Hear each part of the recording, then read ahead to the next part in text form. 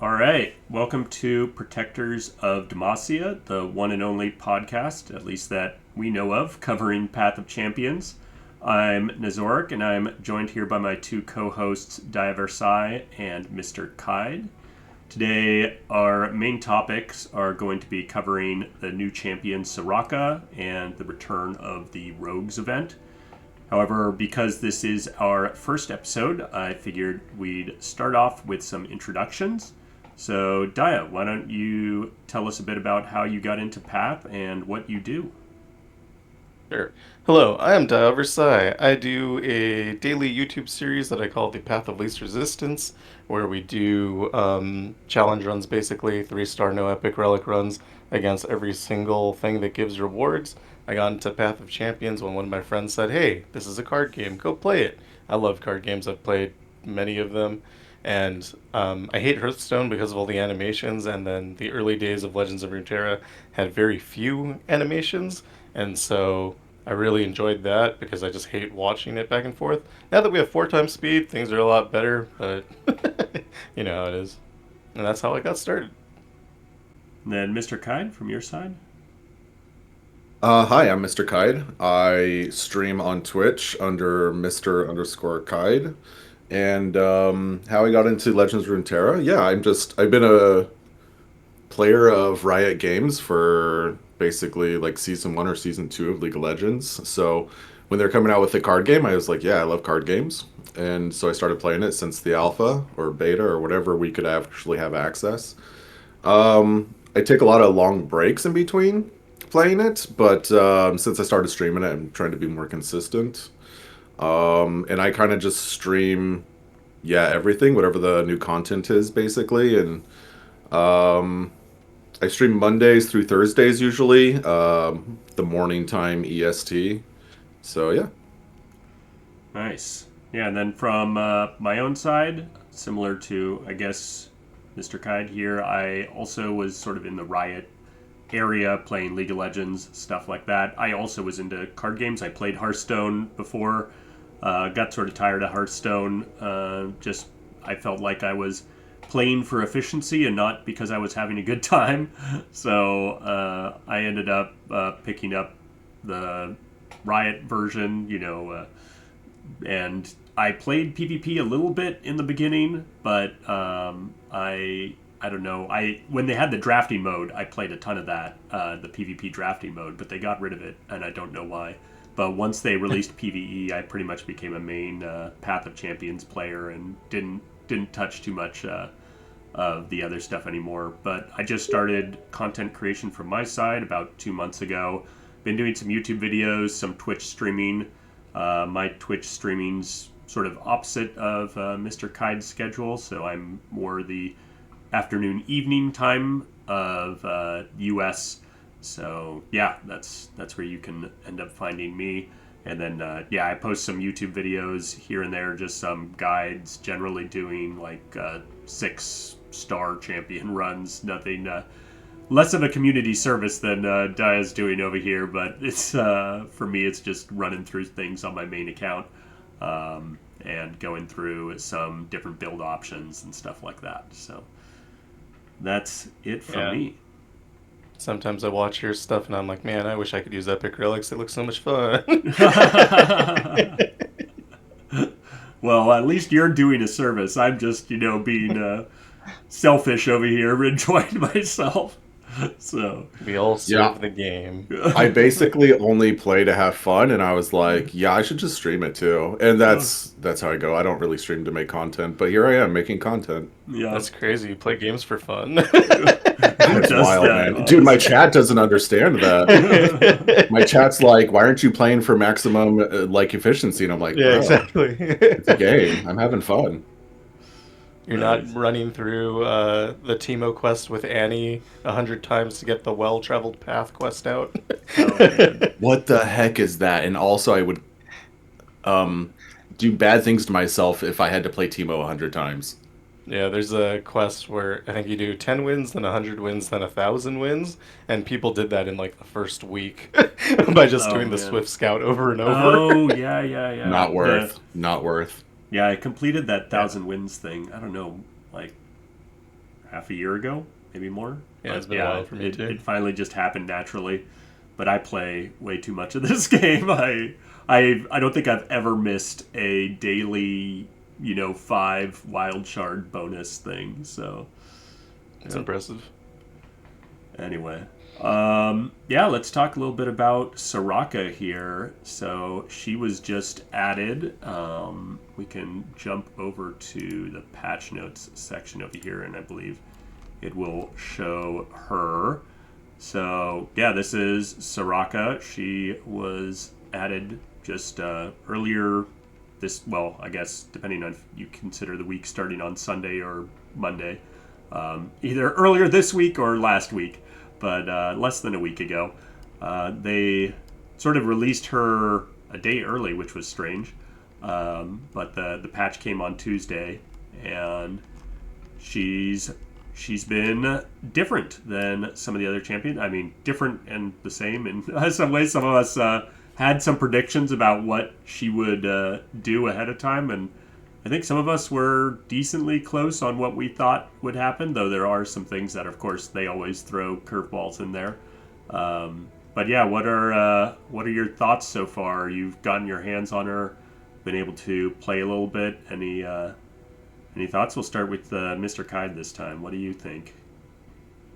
Yeah, sure. So, initial thoughts were that the granting +1/+1 was going to be pretty strong as far as like her 1 star and 3 star, and then the 3 star also granting up to +3/+3, which is kind of crazy. The granting is definitely strong. I think Dia had predicted it was going to be like just the strength, but doing a +1/+1 is pretty good, and it makes a lot of sense with the health. Her 2 star is amazing in my opinion. Very, very good. Initial thoughts on playing her, I thought that so I've only got her to 2 star, and I've basically only done up to 3 star difficulty, and she's only level 13. So what I do when a new champion drops is I try to kind of get like the new player experience with them, and take it straight from 0 stars up to as high a difficulty, basically until I lose. Then I'll star up, see if I can redo it, beat it, and keep doing it that way. So play until I lose, difficulty, then star up. So we've gotten to 2 star now on her. I would say that her kit so far at 2 stars is very good. I find her very fun to play. One of the more fun early game champions. So my recommendation for people that are free to play or just getting into the game, Soraka is a very good choice in my opinion. And she tends to like she doesn't like stomp the enemy, but she wins. And I think that is very good for the balance of the game. Usually in this game we find a lot of stuff where it's like insta win or insta lose, and I think with Soraka you have to think a little bit, and you have to kind of plan out like where the damage is going and stuff like that.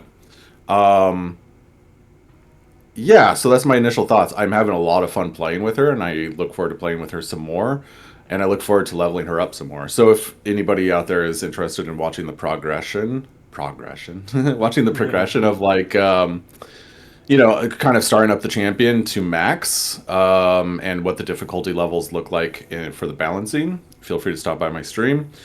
But yeah, huge fan. Really, really enjoy the champion. Really enjoy the kit so far. 2 stars is a really good sweet spot, I think, especially for like 3 star and below. So yeah, big fan. Nice. Dia, from your side? So, yeah, I got her to 3 stars immediately, and then I pulled her to 6 stars. I think, I think I agree with a lot of what Mr. Kite said.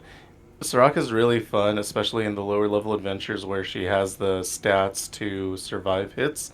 When you start getting into a little bit higher, and then she can't really challenge, you start having problems.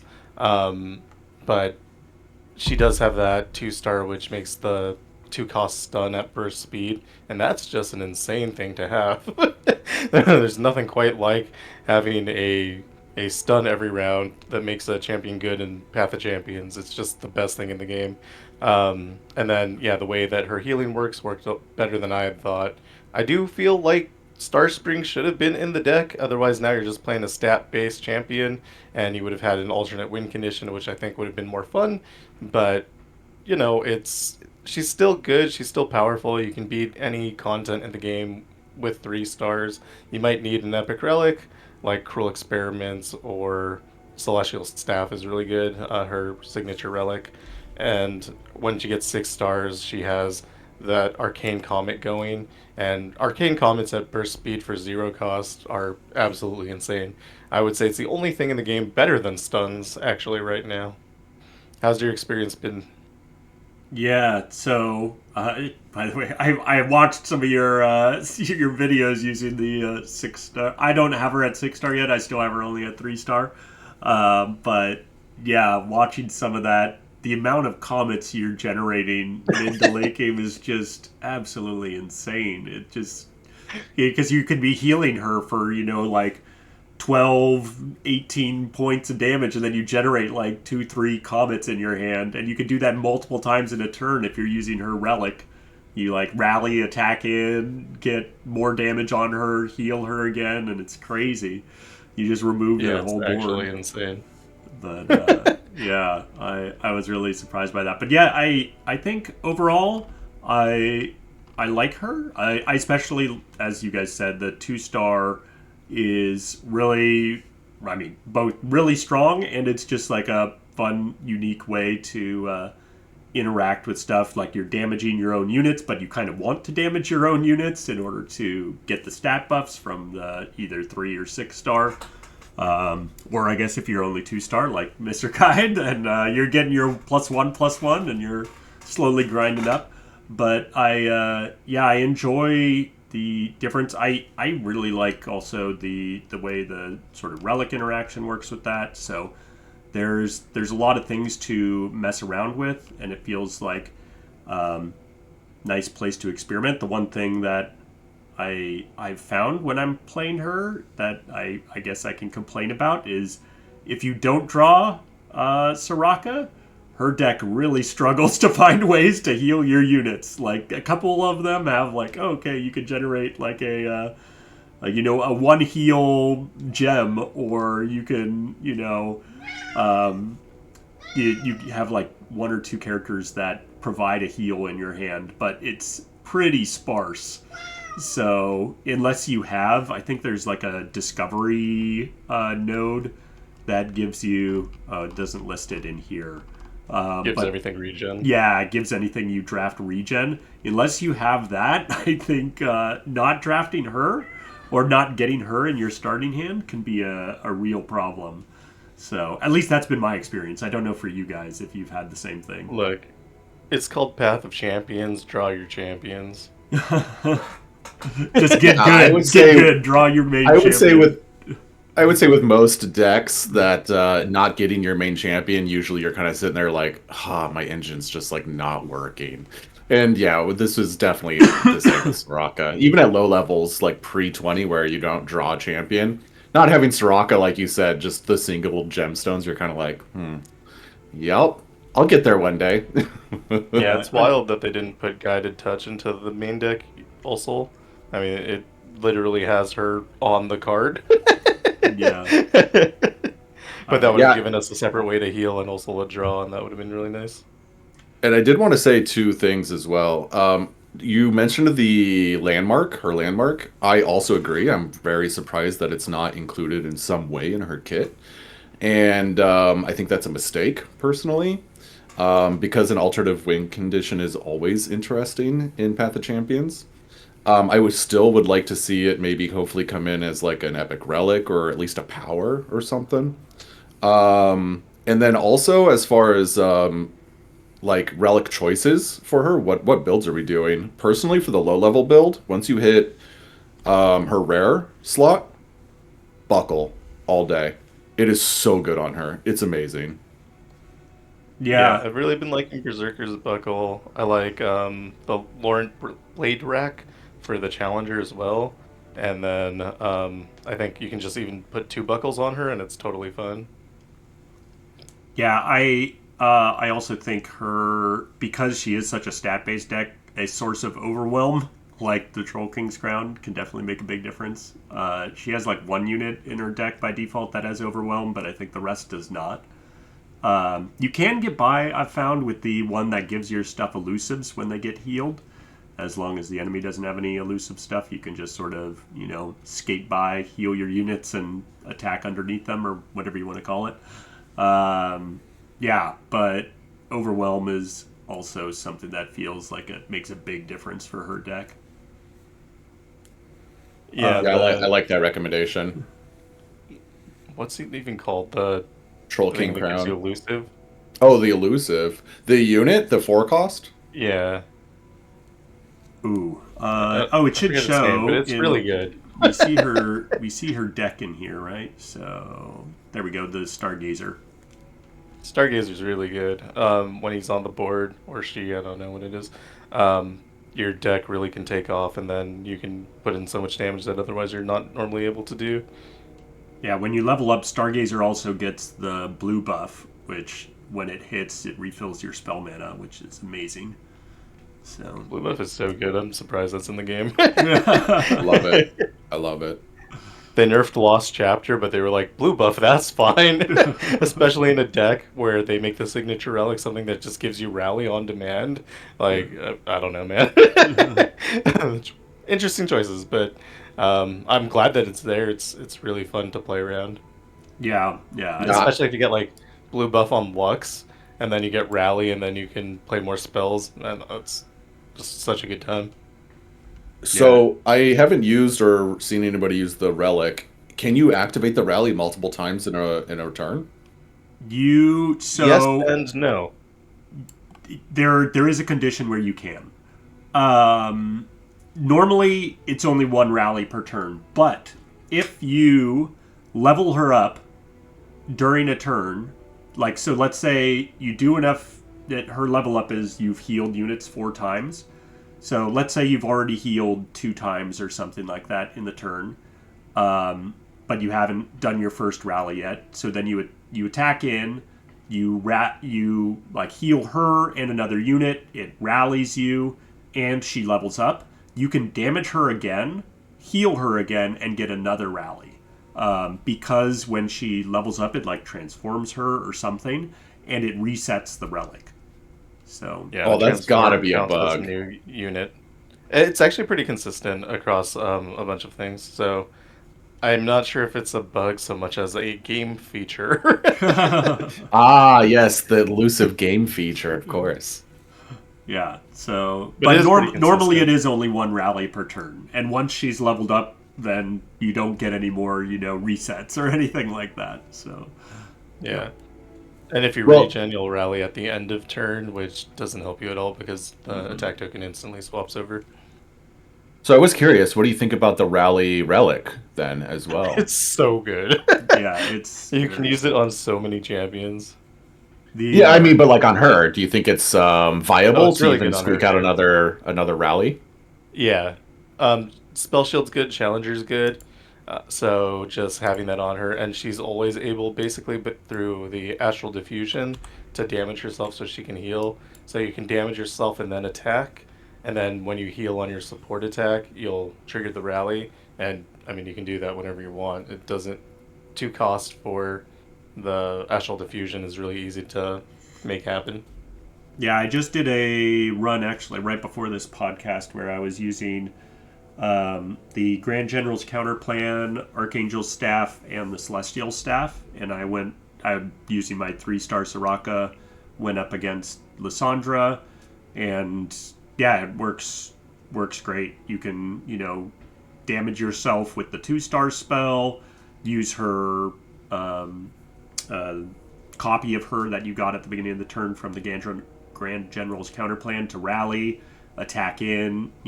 It's I like it. It's nice, and you can find Qide was saying, or sorry, not Qide. Dia was saying. You can use it on a lot of champions. I think it's best in slot for Jack, certainly. Jack has a lot of ways to heal himself really easily, and he wants to have challengers so that he can attack in at certain, choose the characters he's attacking into. So, I really like it on Jack. I think I did a 5-star adventure with him with this, and it went buttery smooth pretty much. So, yeah, great relic. I like that it's flexible and can be used on other champions. Yeah, it's probably best in slot on Soraka, and then also probably things like Kane if you have Warwick's 6-star, or anything that you're using Hymn of Valor on normally. You could also Oh yeah, because heal Hymn of Valor because Hymn of heals. Valor heals you. Yeah. Right. So I didn't even think Yeah, about what if that. Shyvana That's yeah. Shyvana makes the strafing strike, and you can use that to heal as well. So and in theory any champion that has like regen too, right? So maybe even Aatrox? regions at the end of round, so unfortunately does not work. Ah, true, true. But if you could also draft heals. So Oh man, that makes me wonder. You could with what's it called? You could do that with Ari then. Like drop her, get an attack in, rally, like and just keep dropping her and rally. I guess you'd need a way to damage her. No, so yeah. yeah, that's the only Well, problem. you You could need a put way to cruel damage your experiments on character. her. Right? Sorry, say that again. You you could use cruel experiments, which is Oh yeah, Warwick's relic. yeah, So she'll come in damaged, and then you can attack, rally, attack, and then recall probably. yeah. Maybe your last relic is hidden tome or something. Yeah, well, I mean, if you're using this, yeah, Oh, you need to true. wait. You need to wait. That's one of Like your slots the, already. yeah, you're already using all three slots because the Hymn of Valor is taking up a slot, right? So, Need to find blue buff. yeah, if you find blue buff, then you go infinite. But yeah, interesting. I'm Has sure there's, anybody tried a formidable build with her? yeah, Yeah, it's really good. really strong. I forget what adventure I did with that. I have a video up with her using formidable. But quite good. Oh, I think I did the 4.5 star weekly nightmare from this week. That's what I did with her. I think my Grand Heist video is using Formidable. Nice. Yeah, and Formidable gets her to 8 health, and so then you can also use Starforged Gauntlets, which is nice, especially if you don't have her 5-star for the extra mana gem. Being able to drop her on turn 1 is nice. That's always good for Yeah. Starforged, but yeah, Starforged is kind of boring, so it's I'm never upset about one extra mana. True. yep, yep. Nothing too bad about that. So how does she fare against Deadlies? You're gonna take damage on round 2, and then after that you should be fine. But you don't really have a solution for round 2 at all. Yeah, you get your stun, it's hard to right? get a wide board too. Does Go she have on. enough sustain to kind of like sustain through the chip damage? She It doesn't have a kind lot of of ways to heal feels her that way. Nexus, but I think she gets some from her bonus stars. She gets some regen and stuff like that, but she does okay. Like I was able to do the 6.5 and it was fine, and mostly I was just eating round 2. But and she doesn't have any way to like naturally heal, so it kind of felt like I should be dying, but then I just wasn't. So I'm not sure exactly what conditions showed up to make me survive, but it felt fine. I don't know. Because you Oh, only that's take good. damage on Yeah. like round 2. Okay. Yeah, I noticed that early, like 0-star level 1, I was rocking the Star Child staff Or with her. gods. Yeah, which is the +5 regen, and it carried me all the way through 1.5 stars just running that by itself. Yeah. Interesting. So yeah, so her deck by itself is good enough. Like you said, I think that she is subject to taking some chip damage. Because sometimes you don't want to trade your champion because you'd rather heal him and get stronger, right? So you take a little damage to the face, Yeah. and yeah, and so because of that, yeah, Star Child's worked very well for the very early game. So for those of you that are just getting her 0 stars level 1, check out Star Child staff. I think it's very strong on her early. Nice. Her deck is also just really good, except for like Fused Firebrand, which shouldn't be there at all. That should be Broadback Protector, obviously. Yeah, very weird choice. I guess they just wanted Or a even bigger- Wounded White Flame, which Yeah. is in every other Targon deck, would have been a better choice here.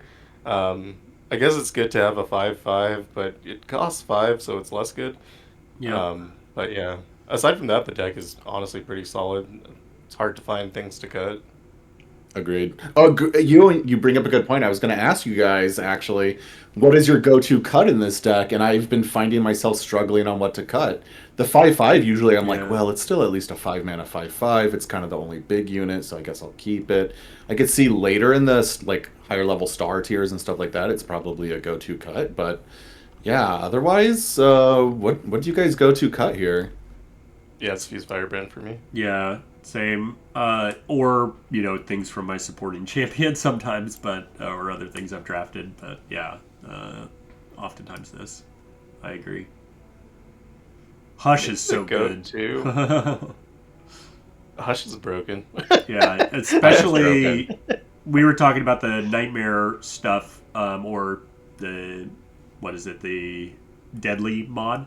This is great for things with the deadly mod. You're just like, oh yeah, you don't have double stats anymore. Bye. Really nice. Yeah. Or in like the Grand Heist, there's the threat escalation modifier, which makes it so that they get the 1 plus the highest stats when you rally. So they end up, always the biggest unit on the board, and then you just turn it back into like a 1/1. Yeah. Silence Um, is very strong. Yeah, love this, it. this might take us a little bit off topic, but I'm curious for you guys. So I purchased the bundle that got me the staff. So I got Soraka shards, but this time they did not release a battle pass with the Soraka stuff at the same time. The battle pass is now going to be moved to monthly, as you can see here in the patch notes, or maybe you can see. I don't know how big the text is on this, but yeah, maybe let me zoom That's in fine. a I'm bit looking here. at it on the website. That was a little too much. There we go. So yeah, the battle passes are now starting at the beginning of the month, and they're not tied to patches anymore. They said that they're going to be adjusting the rewards in the battle pass, and that they're supposed to be better or different, hopefully going to provide more value for people who are paid players as well as non-paid players. So well, I guess we'll have to see to get our final judgment, but like my free-to-play account, I got no way, unless I start using my wild shards or something like that, of getting Soraka stuff early on. Whereas normally, even like the free track of the battle pass would get you some shards or something like that, and sort of get you started even with 0 or 1 star or so. But that's not the case this time. How do you guys feel about that? What's you looked at it at all or thought about it at all? Go ahead, Dia. All right. So, like you said, until we see what the battle pass looks like, we're not really going to have an idea of if this is good or bad. If champion fragments turn into just wild fragments in the battle pass on a 1-to-1, then it's incredibly better because, you can still spend them as you would have spent them before, and otherwise, it's just extra, right? If it's at a reduced rate, it's still probably better, but maybe less better. So if you get 30 instead of 40, but they're wild shards, then you have so much more options of where you can spend them. Like, let's say you just don't like Soraka at all, which it seems some people don't. Then, yeah, you just skip that and maybe you get a 6-star of something else instead. So until we see what's happening there, we won't really know. You do get a lot of gold vaults from the return events. So basically every reward in the, I think, 4, 5, and 6-star, aside from a couple of star vessels, is going to be a gold vault. So you can pick up a lot of fragments there and those are duplicate protected, so you're not going to hit repeats. So Right. that's a good way to get them as well. For me personally, I play in a really weird space. My 3-star account doesn't use epic relics, so I don't need to save my glory, and I can spend that on platinum vaults and wild shards, which I wouldn't normally recommend buying the wild fragments, because you could buy a signature relic instead. Right. Platinum vaults are still good, and obviously pick up Aurelian Soul. But yeah, so I'm in a weird space where I don't need my glory, and I can just get the fragments for the champions I need, and then my main account just buys everything, so I've been maxed on fragments for 6 months. Got you. Yeah, yeah. Yeah, I think it's it's definitely interesting. I noticed a bit just because like I'm a habitual grinder. I do pay like I pay maybe $10 to $20 a month on my main account for this. So I normally, if I like a relic, like I liked the signature relic for Soraka, then I'll buy the champion. I think I've only bought the Battle Pass twice in my whole history of playing this since it was released. Because normally I'm like, it's just a bunch of champion shards and stuff. I earn those over time. I get plenty of, wild shards and whatnot. So normally the Battle Pass didn't provide much value to me. The only times I bought it was during the Spirit Blossom event because I was like, this provides a lot of stuff for Spirit Blossom, and Spirit Blossom looks expensive. And so I bought it then, and then I bought it, I think, actually the patch before this one for the Ascension one, because I didn't really want the Poro King or the Azir Relic. They didn't seem that great. They're all right, but yeah, that may be a subject for another time. But I bought the Battle Pass then because I was just like, I want to support the game, and I don't feel like these relics, so I'll get some extra shards for my champions. So, but yeah, it was just interesting this time for me where I was like, oh, normally like either the event, like the Rogues event, or we have the Rogues event now, but like last time when we were doing the Ascension event, you can earn a whole bunch of, when you were doing TFT stuff, you could get a ton of Azir shards or Poro King shards, or the one before that, you could get a bunch of Shyvana shards, and I forget what champion came alongside Shyvana off the top of my head. It's Elise. It was both the transport. Yeah, so Elise shards. So you were able to get a whole bunch of like shards just by playing the mode, but with the Rogues event, you get the golden vaults and stuff. You get a lot of golden vaults, which is nice, but you don't get Soraka stuff. And getting Soraka shards, not as easy. So I don't know if they're maybe this is just a coincidence, or maybe they're trying to encourage people to pay money for Soraka stuff to get her unlocked, or what, or maybe they're experimenting. Who knows? But yeah, I definitely noticed the difference, even on my main account. I was like, oh, I'm not getting nearly as many. Normally I get to like 4 or 5 stars on a champion pretty easily. I have a bunch of like things unlocked the first time a champion comes out. So yeah, and when they do the new events, they give you enough stuff to get, I think, all of the champions that they're putting out to 4-star. Mm-hmm. But when they do the return events, I think the reward structure has been the same in the Arcane return and also the Titans of Runeterra return. So it's just like that event has a different reward structure than the newer events. So champions that launch there usually would have something in the Battle Pass, but here they are just you're gonna have to get it through the Golden Vaults if you find it anywhere. But this is identical to the Titans of Runeterra return and the Arcane return. So it's not a change. It's kind of just what they've been doing. Yeah, that's fair. But you do get a lot of gold vaults. There's like 15 of them or something, which is 300 shards at least. Yeah, and I definitely I've gotten to the point with my main account where that did give me quite a few Soraka shards, which was nice because I don't have a lot of champions that need shards anymore. So yeah, and that duplicate protection. Yep. So I'd say I'm kind of like in between you guys. So I only have one account, and it's not anywhere close. Well, it's closer now to being maxed out, but in the past it was felt like such a grind, right? The XP relics have been a godsend. But yeah, so basically, this whole transition to the monthly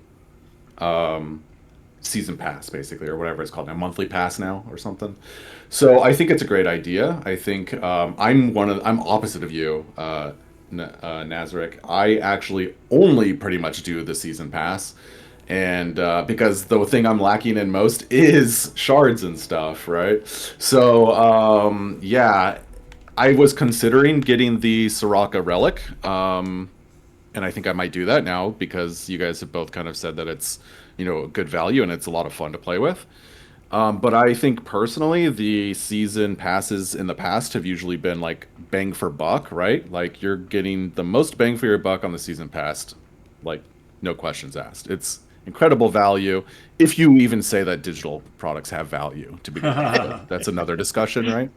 So incredible value there. So I'm going to continue supporting the season pass. I think moving it to monthly is a great idea monetarily, and for revenue stream for Legends of Runeterra. Hopefully, it produces more consistent revenue for them, which is always a good thing. And something interesting happened this release compared to other releases. We only got one champion instead of two, right? What they have been doing in the past is upgrading one of their champions to a 6-star and then releasing the new champion, right? And we only get the one this time. And I think that that is okay, because I hope that they're using their time and resources to better develop the game in other ways. And according to this patch notes, it sounds like they are, right? So I think that that is good. And then also, I would love to see certain things in the season pass. Mainly, I know it's silly and stupid, and a lot of people probably don't care, but I want to see some cosmetics in there, man. I want my game to have bling. I want to have cool effects. I want to have cool boards. I want to have cool card backs. I want to have cool stuff like that. After staring at the same like scenes and the same music over and over constantly, I want change, man. And I would love to see a card back or something in the season pass. I would love to see something like that. A little pet or whatever they're called, right? Like that's the kind of stuff I would hope to see, maybe as like the final tier in the monthly or something, the final objective.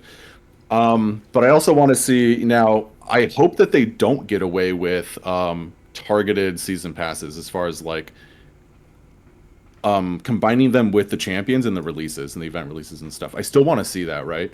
I agree with you, Nazoric. I think that the not having the Soraka shards feels kind of like you know? Yeah, I'm using wild shards and it kind of serves the same purpose, and I got plenty of wild shards. And as long as they still provide wild shards and stuff like that, it'll still be kind of the same. But it is kind of nice to get like, 30 champion specific shards, because you don't have to feel that like, oh, I'm using these wild shards here. Could I use them somewhere else better, right? It kind of removes that whole thought process and just makes you go, okay, yeah, I'll just put them in here. Now my Soraka's at 1-star or 2-star and I'm happy, right? I want to see stuff like that still. So hopefully what would be awesome is that we see maybe like every single month they release one champion, and the one champion is either it's a new champion or it's an upgraded champion, and it's tied into the season pass a little bit. And it would be cool if it was like for example, if the Soraka came out with a season pass, it would be awesome if it was like 30 shards for Soraka, and then at the very end you got a Soraka card back or something like that, right? And it would be awesome, and I would be like, yeah, that would be, I feel like my value of my money is going to something kind of cool. Yeah. So yeah, that's my thoughts on it. It's interesting that you say that. I used to, back in the sort of early Path of Champion days, when they were still, the company was focused on PvP and Path of Champions was sort of the stepchild or whatever. But yeah, it was in beta for like 2 years. Yeah, I used to buy the battle passes then because I wanted those cosmetics, like the alternate versions of Leona, where it's like the corrupted Leona and the Nasus and other champions. Like that was sort of why I got the battle passes, was because I enjoyed those cosmetics. So I would definitely be down with them bringing cosmetics back into the battle pass. I know art is one of the more expensive sides of development, so that might be a bit more difficult from a business perspective. But yeah, I would not complain if they did that. I'm with you. I think cosmetics are fun. Problem is, as a card game, it's also like, let's say you get a champion skin, there's times where you just never draw your champion, and then what you spent $20 for something that you're not even seeing or whatever. I liked them as rewards in the battle passes, since I just buy the battle passes anyway. Also, I think battle pass is, like Mr. Qide was saying, just a great value. You get Nova shards as well in addition to the fragments, so that becomes one of like the most cost-effective ways to get 6-star champions. So yeah, I mean, it'd be nice to see cosmetics, like you said. I think from a business perspective, it's probably unlikely that they do it, but maybe with Riftbound, they were talking about integrating like art from Riftbound into Legends of Runeterra. Maybe Right. that's a path where they can give us new card backs or skins or something. I don't know. I That'd be mean, they've cool. got artwork there kind of just sitting there. I would love all of the Constellation art to be a card back for the champion. Why not? It's already there. That'd be cool. Yeah, Yeah, true.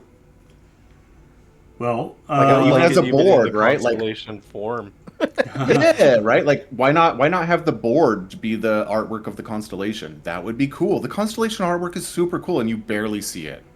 Yeah. yeah, I agree. Um, well, we've talked a bit. I know that we sort of sidetracked there talking about battle passes, but maybe we should cover the Rogues event. I don't know. Do we have a section of the patch notes that talk about the Rogues event?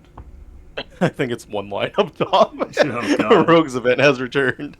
You'll have to go into the game for that one. All right. Well, yeah. So let me see here. I can. While you're doing that, I'll just talk a little bit about the Rogues event in Sure. general to give a little backing. So basically, the Rogues event came out. I don't even know, maybe like a year ago or so, and not even that long ago, like Probably 8 7 or 8 months. months. Yeah, and they introduced a new kind of way in the paths where it's kind of like a drafting mechanic, and yeah, personally, I think that the Rogues event and the drafting mechanic is very cool. It's lots of fun, and I know that there have been some complaints in the community about it being kind of restrictive to some champions, where some champions like just aren't good for it. And to that, I usually say that usually you just have to think outside the box and draft a little bit differently. And instead of being your main champion, maybe it kind of falls into like a support champion role or something. But I had zero issues with any champion I played with it, and I found them all very fun. So personally, I think the Rogues event is probably one of the best events they've ever come out with, in my opinion. Yeah, I really enjoy the drafting mechanic. I mean, that's why I play roguelike stuff. I like building a unique deck each time. So yeah, of course, I really enjoy that. There's definitely some champions who have better times with it. Like some champions are really reliant on their starting deck that they have sort of built in, and some champions are not. So you can get and then there's also some champions who have things in their constellation that like make drafting ideal for them. For instance, Soraka has that. If you have the bonus node that gives all units you draft a regeneration, then when you're playing Rogues Runeterra, all your drafted followers have regeneration, and it's amazing. So, yeah, there. And then I think there's ones like Shyvana, where every dragon you draft has -2 cost. So, yeah, there's certainly some champions that benefit a lot from just drafting, which is great. And but then there's things that don't benefit. But I think it's fine to have variety. We have plenty of other adventure modes to play where we don't draft. So yeah, really glad to have the variety there and something different to mess around with. So I've been enjoying it. I finished it all the rewards and whatnot on my main account. I'm going to start working on it on my free-to-play account and streaming some of that. But yeah, it's good. It's fun. It's different. Some of the mods on here can be like you were talking about earlier, Dia. The threat escalation can sometimes be difficult to work around. But yeah, I mean, we're playing for some challenge, right? So might as well have something different in there. Yeah, you turn Ezreal from a 0-3 into a 2020. You're like, oops. Now I can't remove him. Yeah.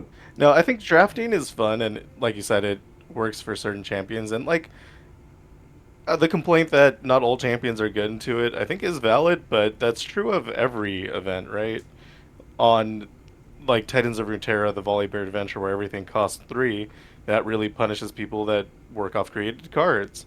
And I think it's fine to have like a situation. It also makes certain champions that are normally less good really good. Like if you ever play Neela into this, into Oh, like the into I think you're 5.5 star. yeah, the Bilgewater Yeah. one, this one. Because your cards are fleeting, you just have duplicate on 3 cards every round.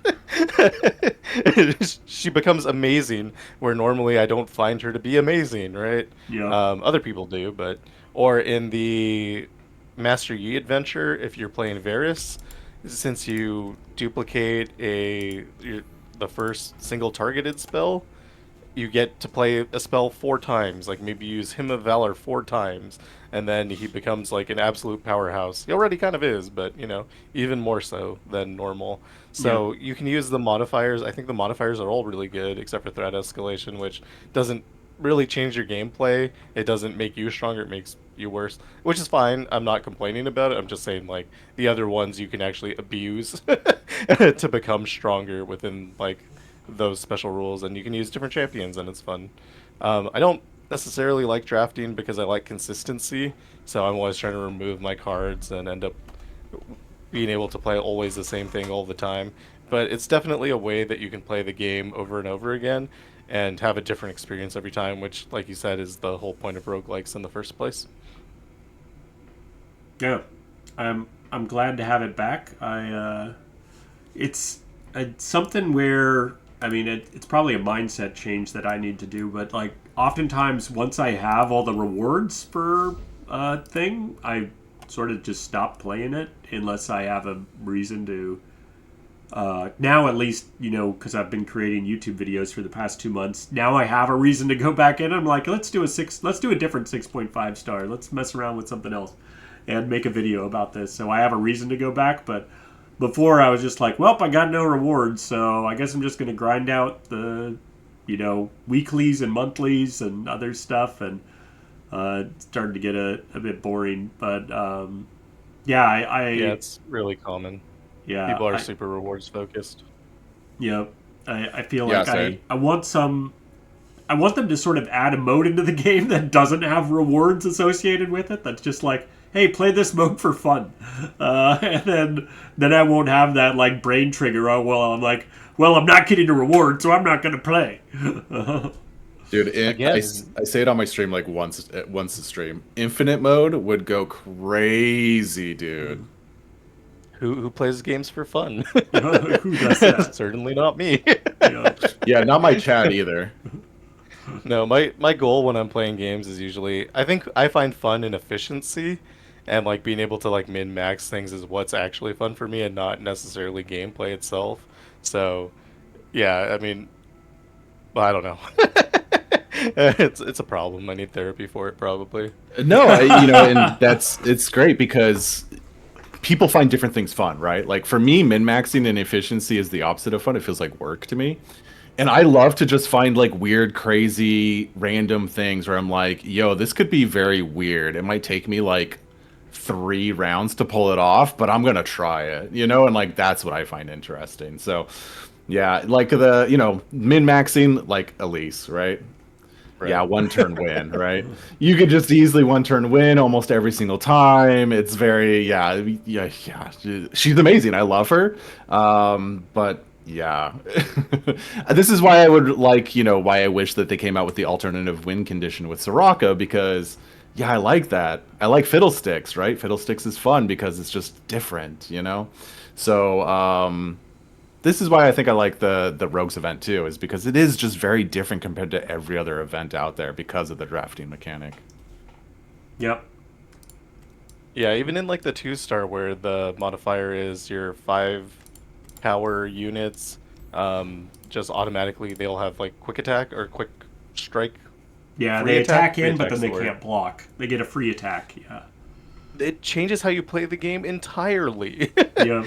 Like every unit I take is gonna have 5 power, and then I'm just gonna keep throwing them at the wall, and then it's called All Out Brawl, and it feels that way because you're also getting hit back and you can't block. It's so cool. I mean, I think I they have did a like really the good different job on that, strategy in this, I guess, than you, where I'm like, all right, I need to draft like half my deck as non 5+ so I can actually block, and then the rest of my deck 5+ so I can like get free Play attacks. it the other way and see how you feel. Yeah. Make it so that nothing can block, and then just see how you feel. All right. You know, maybe you won't like it, maybe you will. I think I really like it that way though. That's funny. Wait, how does Formidable work in this? Can you draft like really low attack and run Formidable in it, and you can block and get? But then I guess you would never get the free attack, right? Yeah, you wouldn't get any free attacks. Yeah. Oh, yeah, that's not and fun. when your units block, they take damage, and then they do less damage when they're attacking in. So, True. I mean, you It's could probably not, make it work in some way, but yeah, it's going to be less triggers. Unless you have a way to like frostbite your own units where they get the free attack in, and then you frostbite them and then block with them later. But There's yeah. probably something you can do with that. I'm not sure what yet, but Yep. that sounds like a fun thought experiment. It is interesting with this that this only triggers when they drop. So if you grow them to like 5 power afterwards, it's not like they can't block in the future. So Right. yeah, or if you have things that like give them bonus stats after they drop, they won't get the free attack and they won't get the can't block. So yeah, it's interesting. But yeah, I like the different modifiers. I think the only one we haven't looked at here was the Diana one, which is Oh, you just this take just damage is if you don't play against cards. you. You don't get any. You don't get anything to draft around here. You just deal 4 damage to the player's nexus and reduce the damage by 2 for each card the player played. So I guess you're encouraged to play more cards to Right. reduce the damage you take, but that's about it. No benefits kinda lame. like the other ones. That's kind of Question. lame, but it's fun. On the draft, have you guys noticed on average a better, lesser, or equal power level to the standard deck, right?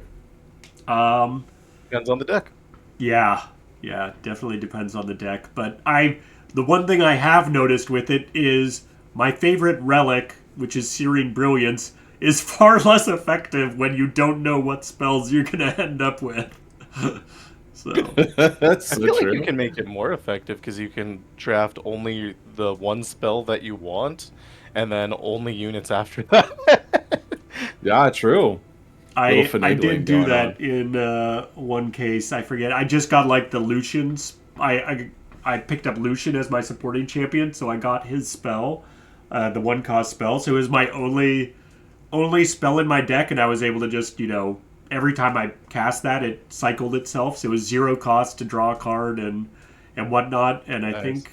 think I was doing this the card master one, so I was like able to draw a whole bunch of cards with it and just like keep doing that. And I got the it had Grifter's deck on it by default, so it was like putting which sort of anti synergy with what you're trying to do with because Running out when of you play cards. against TF, the final fight, you have to deck yourself, and so yeah, I had to I had to limit myself to how many times I played it, but I can basically give my characters infinite stats, which was I once I get I mean, you down can still low in win my by deck, I can damage. just keep playing it forever, which is pretty funny. Yeah, so if you're playing a deck like Trendemir's, his normal deck is bad, let's call it, is very bad. You have Hunting Boar in it, which can't block, and then you can pull that with Warlord's Pledge and then just lose the game.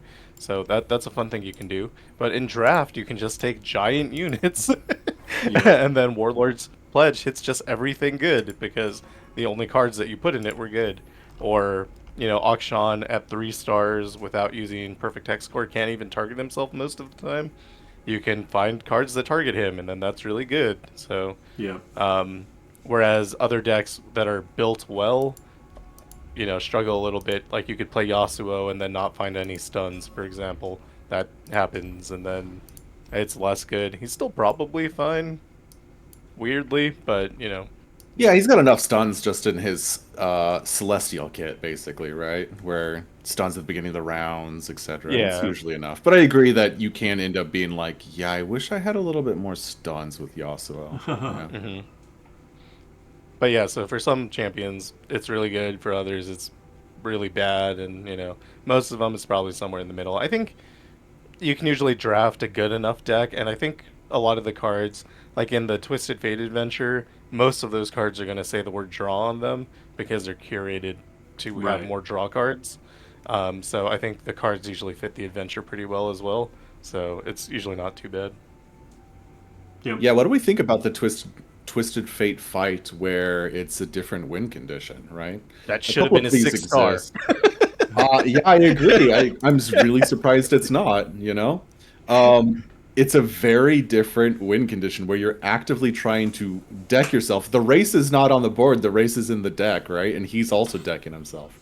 I Yeah. think it's pretty cool, but you can definitely mess up drafting and maybe even like not cutting cards or something, right? And you end up being like, wow, I am super overpowered. I breezed through the whole path, and then I got to Twisted Fate and just died because I can't draw my deck fast enough. It's Yeah, interesting. that happens.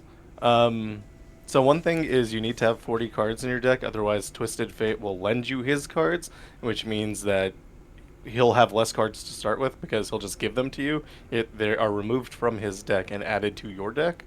So you want to end around 40 cards. Well, at exactly 40 cards generally. Although his cards aren't bad. All of them say draw on them. So he'll probably still be all right if you end up with some of his cards. He'll just have less far to go in order to win.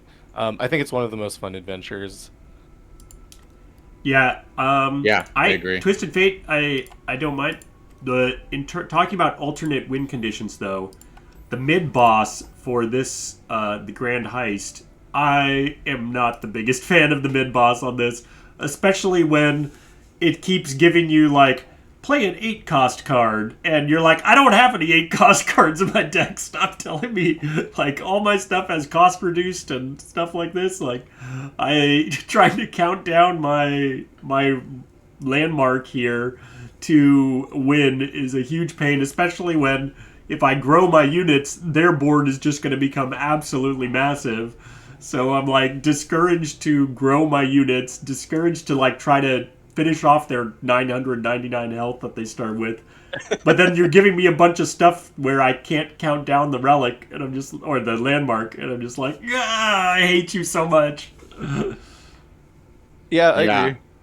I don't know how it determines the cost because sometimes, yeah, you'll end up in a situation where it's like play 8 cost cards and you're like, do I even have one of those in my deck? How would I do that?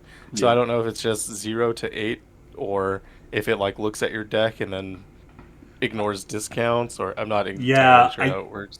I think it looks at your deck, but I also think it ignores discounts. Like it just looks at your base deck, or maybe it's what's in your deck itself, but not necessarily your hand or something. I don't know, but it's because it feels like it does target stuff, and you're the more things you have that are of a certain cost, the more likely you are to hit that. But um, there's definitely problems if you're playing things like Viego or other champions that like get you a bunch of cost reduction where you're just like this thing is never saying 0 or 1 cost and I am just ending up with a massive board and therefore the enemy is ending up with a massive board and this is becoming a problem.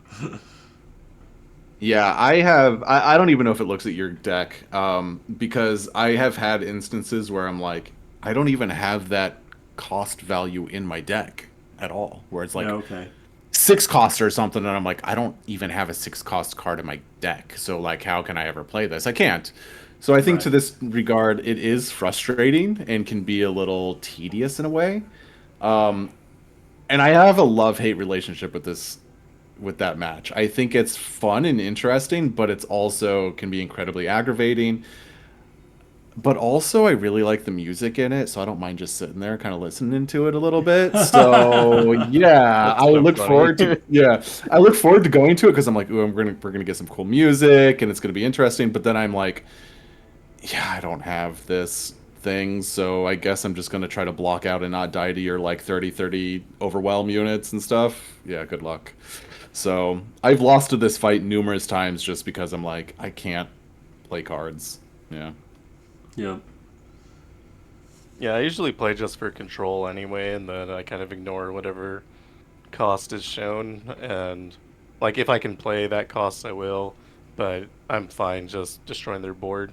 And sometimes you get unlucky and they'll have a full board of 2020s and then you just kind of lose. But I mean, it's pretty rare. Normally, it's controllable. Yeah. True, I agree.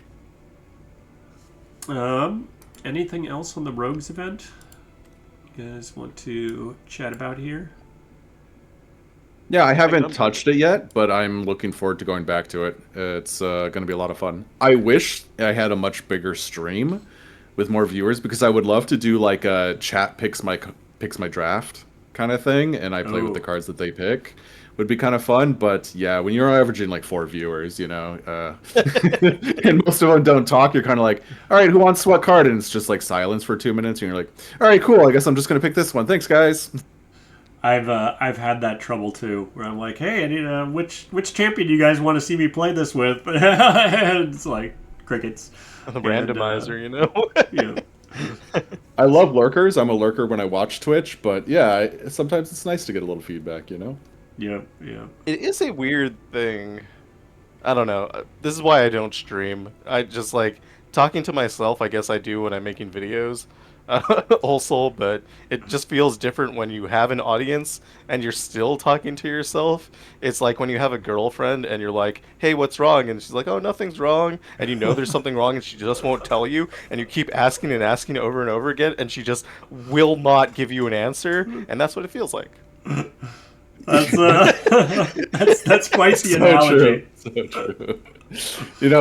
It's funny because when I first got into streaming years ago, I realized that I stream silent, and then you have to kind of force yourself to kind of speak your thoughts as they come to you, right? Which is a weird way of like living your life. And now I've been doing it for so long. Now when I play games with like friends and stuff, I'll just start talking. Right?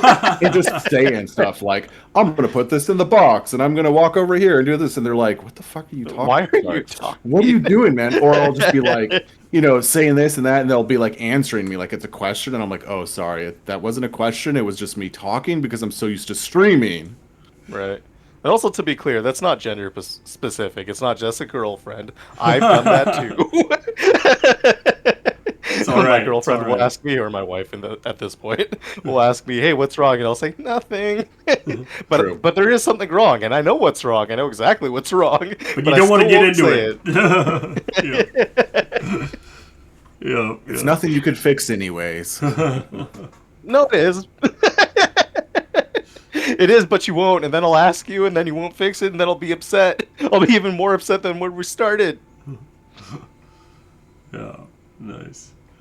So anyway, I've had a lot of therapy. It's great.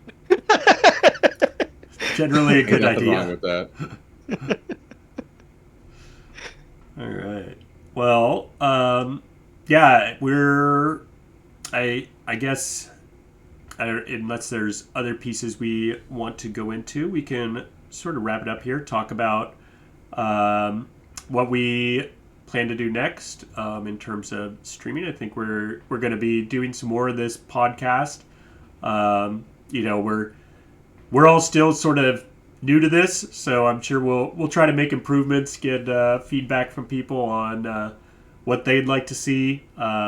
We have some ideas cooking up already in terms of other subjects to talk about, things to dive deeper into, maybe some speculation on next month's big events, and it sounds like they're going to be adding some cool stuff, so we'll certainly be going into that when that comes out as well.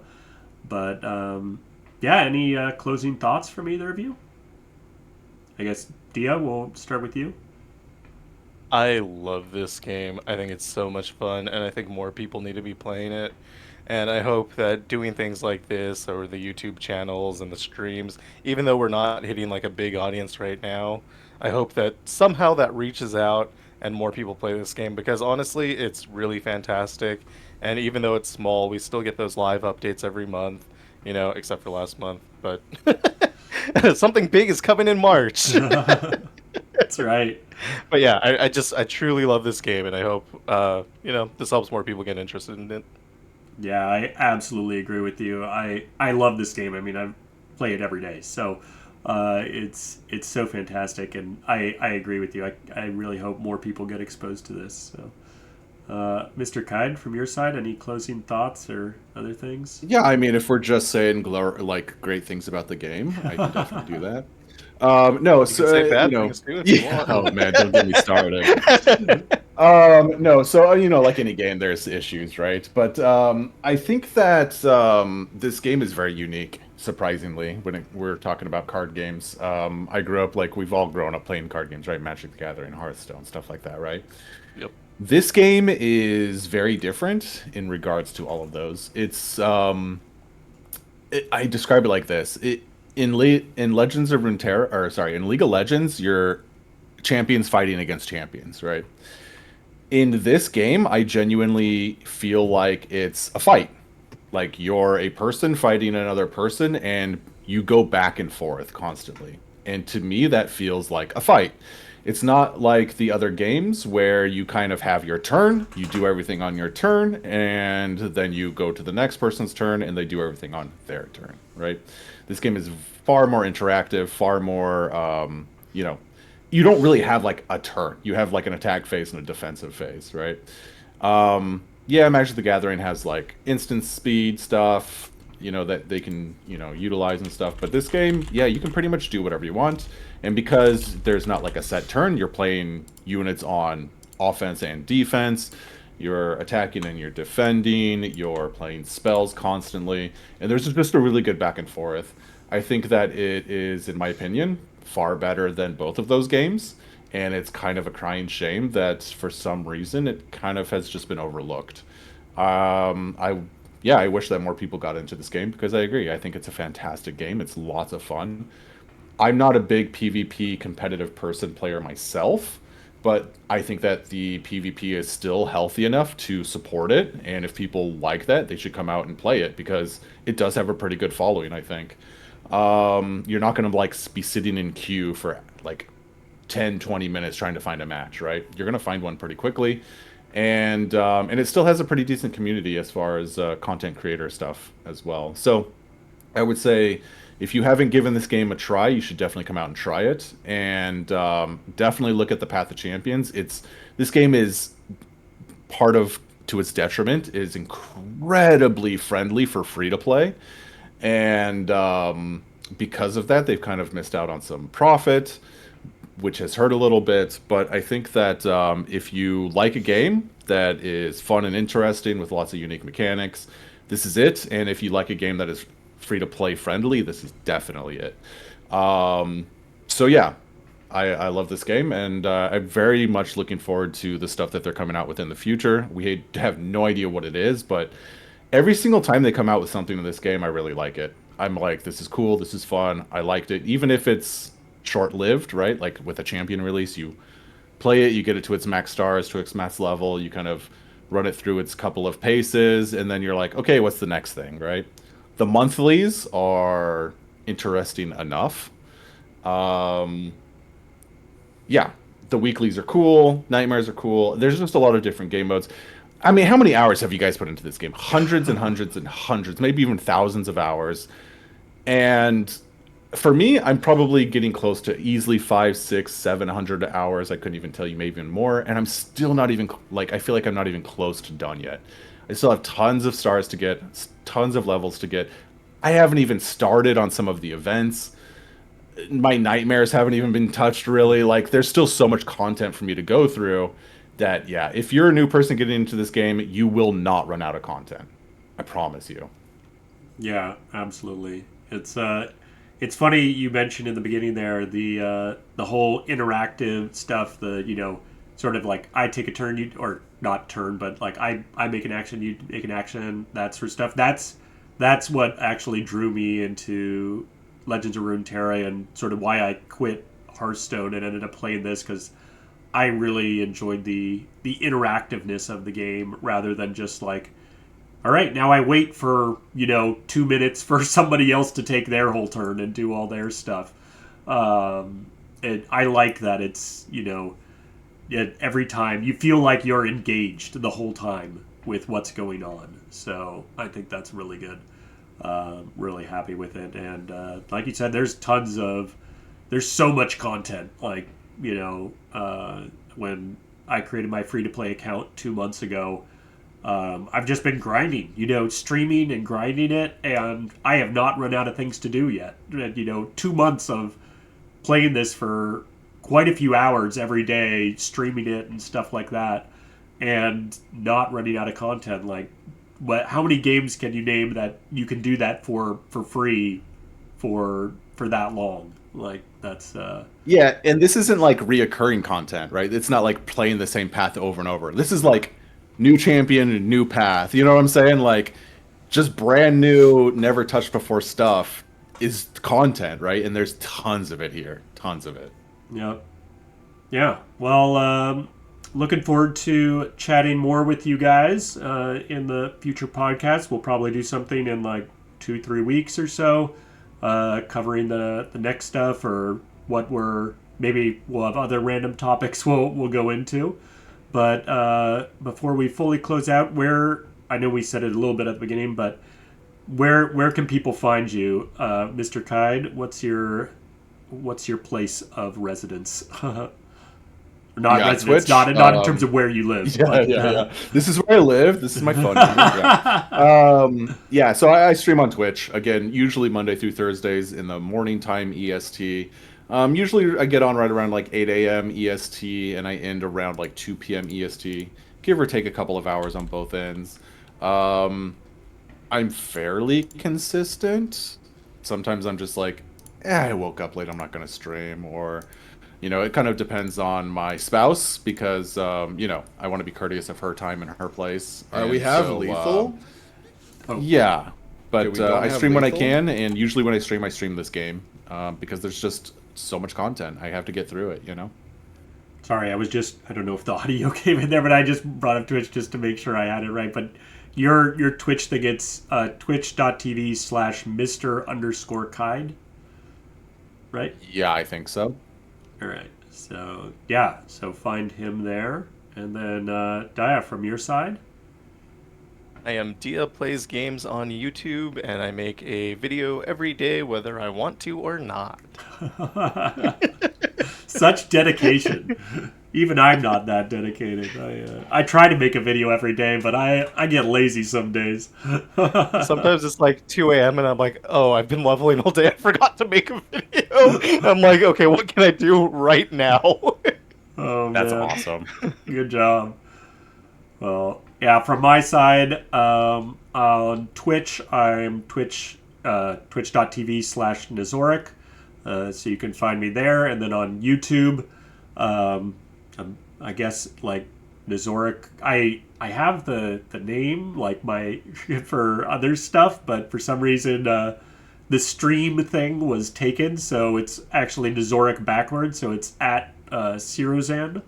So you can find me on YouTube as that. So thanks everybody for watching and joining, and thanks to both of you for the conversation. Really enjoyed talking to you about this, and we'll have the next podcast when we have some more topics to talk about. So I think All right, we'll thank you. close it there. See you guys. Later.